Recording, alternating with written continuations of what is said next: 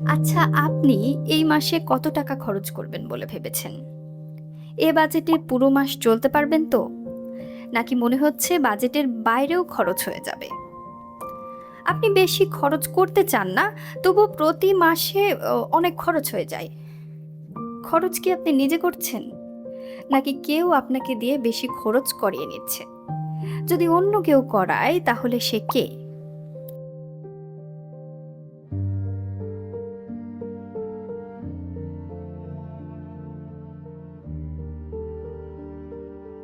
মজার বিষয় হলো এখানে আপনার হয়তো কোনো ভুল নেই। কারণ আপনার বিরুদ্ধে কাজ করছে এমন একটি সিস্টেম যা আপনার খরচ বাড়িয়ে দেয়। এমনকি খরচের এক অদৃশ্য প্রতিযোগিতায় আপনাকে নামিয়ে দেয়। আরও কিছুক্ষণ স্ক্রল করায় এবং এমন কিছু দেখায় যা দেখার কয়েকদিনের মধ্যেই আপনি অনেক খরচ করতে বাধ্য হন। অদ্ভুত শোনাচ্ছে? অদ্ভুত হলেও এটিই কিন্তু ঘটছে। অনেক সময় কোনো পণ্য কেনার সিদ্ধান্ত কিন্তু আপনি নিজে নেন না। সেই সিদ্ধান্ত আপনার মাথায় ধীরে ধীরে বসিয়ে দেওয়া হয় এবং ভয়ের বিষয় হলো এটা এমনভাবে করা হয় যাতে আপনার মনে হয় পুরো সিদ্ধান্তটাই আপনার নিজের। একটি ভিডিও, একটি ছবি অথবা মাত্র কয়েক সেকেন্ডের একটি রিল আপনার ওয়ালেট থেকে টাকা বের করে নিতে পারে।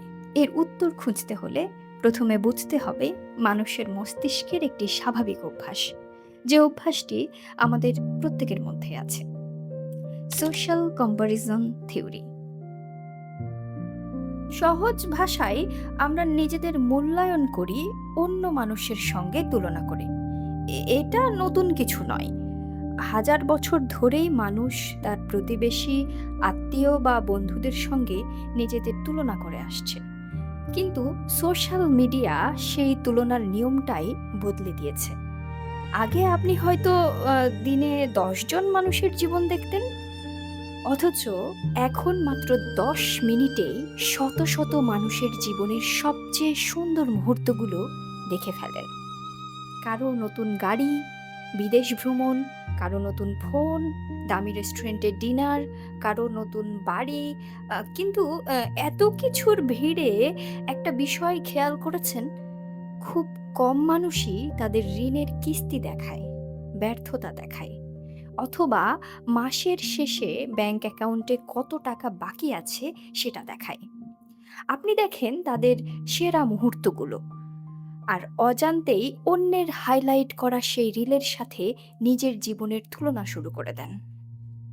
মানুষ যখন নিজের সঙ্গে অন্যের তুলনা করে, তখন সে শুধু পার্থক্য দেখতে শুরু করে।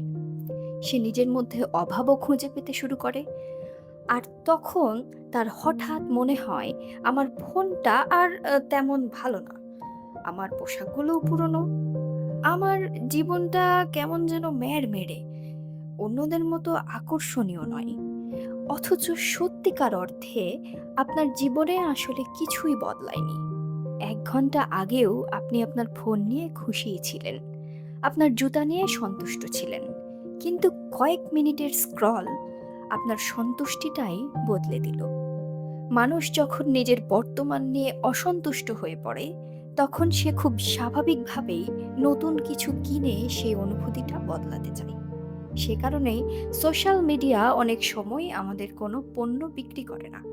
প্রথমে এটি আমাদের মধ্যে একটি অভাবের অনুভূতি তৈরি করে, আর তারপর সেই অভাব পূরণের সমাধান হিসেবে একের পর এক পণ্য আমাদের সামনে হাজির করে। তবে এটাই পুরো গল্প নয়। কারণ আপনার মনে যদি শুধু ইচ্ছা তৈরি হয়, তাহলেও আপনি সেই জিনিসটা না কিনেও থাকতে পারেন।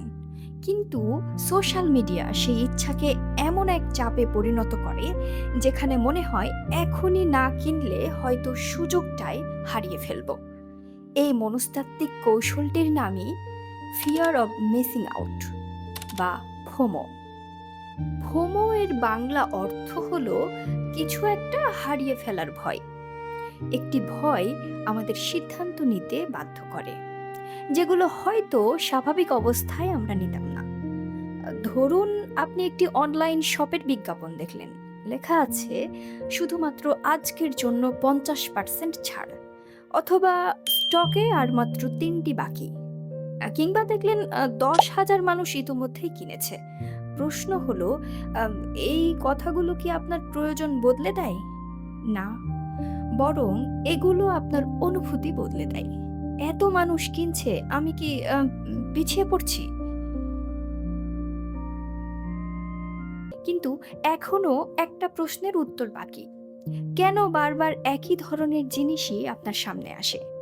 কেন একবার একটি জুতা দেখার পর পরের কয়েকদিন সব জায়গায় শুধু জুতার বিজ্ঞাপনই দেখতে পান? এটা কি কাকতালীয়? নাকি এর পেছনেও কিছু লুকিয়ে আছে? এর উত্তর লুকিয়ে আছে অ্যালগরিদমে। অনেকেই মনে করেন আপনি যা সার্চ করেন সোশ্যাল মিডিয়া শুধু সেটাই দেখায়। কিন্তু বাস্তবতা হলো এটা দেখার পাশাপাশি শেখেও।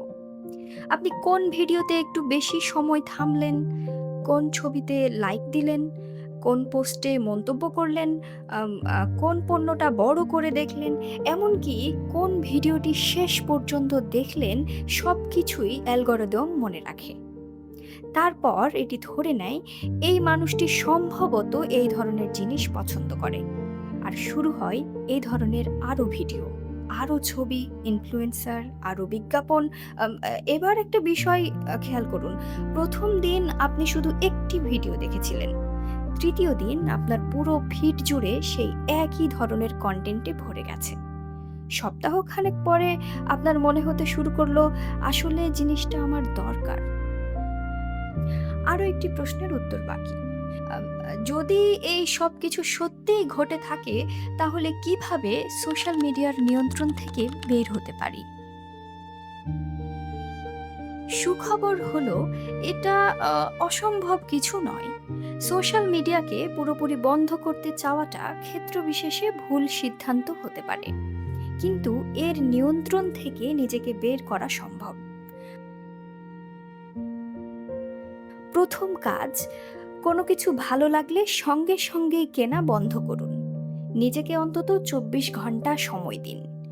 অনেক সময় যে জিনিসটা আজ খুব জরুরি মনে হচ্ছে, একদিন পর আর তেমন একটা গুরুত্বপূর্ণ লাগে না। দ্বিতীয় কাজ, নিজেকে একটা সহজ প্রশ্ন করুন। এটি কি আমার সত্যিকারের প্রয়োজন? নাকি আমি এখন যা অনুভব করছি তার প্রভাবেই এটি কিনতে চাইছি? এই একটি মাত্র প্রশ্ন অনেক অপ্রয়োজনীয় খরচ থামিয়ে দিতে পারে। তৃতীয় কাজ, আপনার সোশ্যাল মিডিয়া ফিড বদলান। যেসব পেজ বা ইনফ্লুয়েন্সার প্রতিদিন আপনাকে নতুন কিছু কিনতে উৎসাহিত করে, তাদের কম দেখুন। তার বদলে শেখার, দক্ষতা বাড়ানোর বা আপনার আগ্রহের বিষয়গুলোর কন্টেন্ট বেশি দেখুন। কারণ অ্যালগরিদম আপনাকে যা দেখাবে, ধীরে ধীরে আপনার মনও সেটাই চাইতে শুরু করবে। সবশেষে মনে রাখবেন, সোশ্যাল মিডিয়ার সবচেয়ে বড় শক্তি আপনার টাকা নেওয়া নয়, আপনার চাওয়াগুলো বদলে দেওয়া। আর যখন আপনি বুঝতে শিখবেন কোন চাওয়াটা আপনার নিজের আর কোন চাওয়াটা আপনার মধ্যে তৈরি করে দেওয়া হয়েছে, তখনই আপনি আরও সচেতনভাবে খরচ করতে পারবেন। হয়তো আপনার আয় রাতারাতি বাড়বে না, কিন্তু অপ্রয়োজনীয় খরচ অবশ্যই কমবে। আর এটিই হবে আর্থিক স্বাধীনতার প্রথম ধাপ। আর্থিক স্বাধীনতা বেশি টাকা আয় করার মাধ্যমে যে শুরু হয় তা কিন্তু নয়, বরং সচেতন সিদ্ধান্ত নেয়ার মাধ্যমে এটির সূচনা হয়। আজ এ পর্যন্তই। ততক্ষণ পর্যন্ত নিজের মনকে বুঝুন, টাকাকে বুঝুন আর সচেতনভাবে সিদ্ধান্ত নিন।